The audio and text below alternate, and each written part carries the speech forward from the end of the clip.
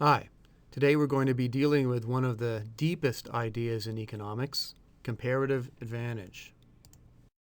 Comparative advantage is a theory of trade. It explains why people trade and which goods people should trade if they want to maximize their well-being. It's actually useful to understand comparative advantage to begin with a false theory, a very plausible but incorrect theory of trade, namely the theory of absolute advantage. So let's consider a simple model. Let's suppose that labor is the only good used in production and that we can produce computers or shirts. Now let's suppose that in Mexico it takes 12 units of labor to produce one computer. And again in Mexico it takes 2 units of labor to produce one shirt. Now let's compare with the United States. To make it simple, we'll suppose that in the United States it takes just 1 unit of labor to make one computer and 1 unit of labor to create one shirt. Now, from the absolute advantage theory of trade, it may seem obvious that there in fact will be no trade here. It may seem obvious that the United States will outcompete Mexico on all margins. After all, the United States, in this example, is much more productive at producing computers and also more productive at producing shirts than Mexico. So this is a case where we might think, well, the United States is so much better at producing both computers and shirts that certainly there's no reason for the United States to trade with Mexico, its less productive neighbor. That's the theory of absolute advantage. It's very plausible. It's also very wrong. To see why it's wrong, let's take another simple example. Here's a picture of Martha Stewart ironing her shirt. Now, let's stipulate that Martha Stewart has an absolute advantage in ironing. She has an advantage in ironing just like the United States had an advantage in producing computers and shirts in the previous example. In other words, we'll stipulate that Martha Stewart can iron a shirt better and in less time than anyone else. So, if Martha Stewart has an absolute advantage in ironing, should Martha Stewart iron her own shirts? And of course the answer here is no. Why not? Well, every hour which Martha Stewart spends ironing her shirts is an hour she's not spending doing something else which is even more valuable, running her own business, for example, running her billion-dollar business. And in fact, in a famous statement, Martha Stewart, because she's very wise, she said, "I don't always do all of my own ironing, even though I wish that I could." Let's take a little bit more detail about why it doesn't make sense for Martha Stewart to iron her own shirts. The most important point to remember is that the important cost is opportunity cost. So what is the opportunity cost to Martha Stewart of spending an hour ironing her own shirts? Well, it could be thousands of dollars, at least. Martha Stewart will be better off if she specializes in producing her television show and then she trades with someone else who has a lower opportunity cost of ironing. It doesn't make sense for Martha Stewart to iron her own shirts because the cost of her doing so is devoting her time to something where she's even more valuable, where she's even better, and that is producing her own television show. So Martha Stewart has a comparative advantage in running her business. Or to put it slightly differently, she has a comparative disadvantage in ironing. The cost to her of ironing is very high precisely because she is so much more productive at other tasks. So Martha Stewart wants to specialize in what she is most best at, in where she has a comparative advantage. Other people are almost as good as her at ironing clothes, but they're not as good as her at producing her own TV show. So that's why Martha Stewart shouldn't iron her own shirts. Let's go back now to our previous example of the United States and Mexico. So the key to comparative advantage is understanding opportunity cost. So let's take this previous figure we had from a previous slide and turn it into an opportunity cost figure. So remember what this top figure tells us. It tells us, for example, that in Mexico it takes 12 units of labor to produce one computer, and in Mexico it takes 2 units of labor to produce one shirt, and so forth.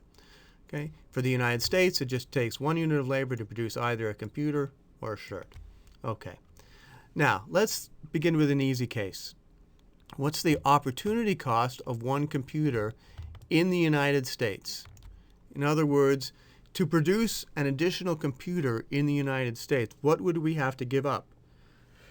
Well, in order to get that additional computer, we'd have to take labor from shirt production and move it into computer production.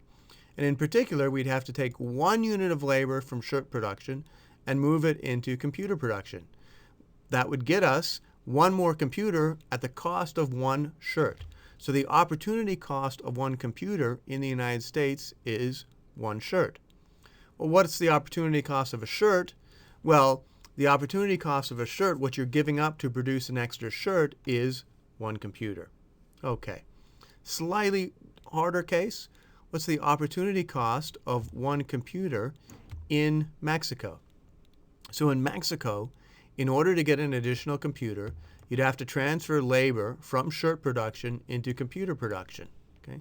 But how many units of labor you need to transfer? You need to transfer 12 units of labor.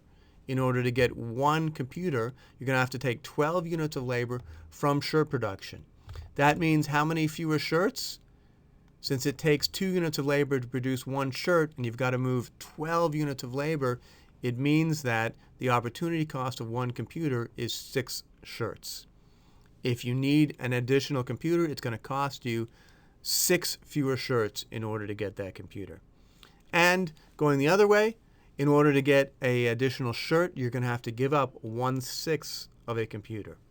Okay, so now we have our opportunity costs. And now it's actually pretty simple, because what the theory of comparative advantage says is that you should produce what you can produce at lowest cost. Okay? So who here has the lowest cost of producing a computer?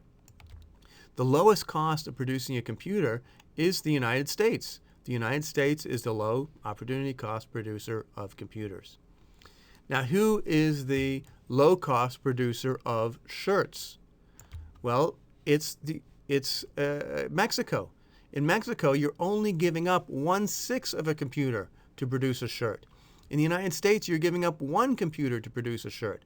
So you'd much rather produce shirts in Mexico, where the opportunity cost is lower. Okay, so what we're learning here is that Mexico ought to specialize in computers, because they're the low-cost producer of, in shirts, because they're the low-cost producer of shirts. The United States ought to specialize more towards computers, because they're the low-cost producer of computers. Let's look in more detail. So I'm going to leave some of the details to you, actually, in some homework questions, which we'll go over in a future video. So question 1. Let's suppose that Mexico and the United States each have 24 units of labor, and that they each devote 12 units of labor to producing computers and 12 units of labor to producing shirts. That will be our baseline scenario. So the question is, what is total world production in this scenario? That's question 1. Question 2. Suppose that Mexico specializes in producing what it produces at lowest opportunity cost. We just saw that with shirts. And suppose that the U.S. transfers 2 units of labor from shirts to producing what it produces at lowest opportunity cost. That's computers. What it then is total world production. Finally, can trade make both countries better off? And here what I'd like you to do is give a concrete example of how many units have to be traded from where to where in order to make both countries better off, if that in fact is possible. So to help you along a little bit, I know that was a mouthful, let's take a look at this in terms of a diagram. To help you along, I want you to fill in these tables. So our basic table from which you're going to draw the information is up here. If both countries have 24 units of labor, half devoted to computers, half to shirts, there's no trade, so production is equal to consumption in this first example. What is production going to be? So Mexico, 12 units of labor for computers, 12 shirts. How many computers, how many shirts? Same for the United States. How many computers, how many shirts? What's total world production? Then suppose we have specialization. What's production going to be? So Mexico has 0 units of labor in computers, 24 in shirts. The United States has 14 units of labor in computers, 10 in shirts. What's production in each case? What is the total for the world? And then finally, can we, with production with specialization, can we now find a way to have trade which makes both countries better off? And what's the exact, or what's a exact price ratio at which that trade will occur? We'll take that up in a later video. Let me just finally give you some concluding comments on comparative advantage. I want to conclude with a caution, but also a big picture view of comparative advantage. In the two country person examples I've been working with in order to explain the theory, everyone is made better off by trade. In larger examples, trade will increase aggregate wealth, but some individuals can be made worse off. And that should make perfect sense. After all, if A and B have been trading, and then because tariffs fall or because transportation costs fall, if A starts trading with C, then B may be worse off, even though A, B, and C together have greater aggregate wealth. That's just a caution to keep in mind. Now here's the big picture. Comparative advantage. It applies to people, to groups, to countries. It's sometimes called the law of association. And it's not only a beautiful theory, it's a very positive and optimistic theory, because it says that we all have something to gain from trade. It says by working together we can increase total wealth. Moreover, we can, I like to phrase this in terms of a politically correct slogan. Diversity is strength. You've probably heard that slogan before. What comparative advantage adds to this is that diversity is strength when combined with trade. It's trade which turns diversity into strength. That's really the bottom line on comparative advantage. We'll be saying more in future videos. Thanks.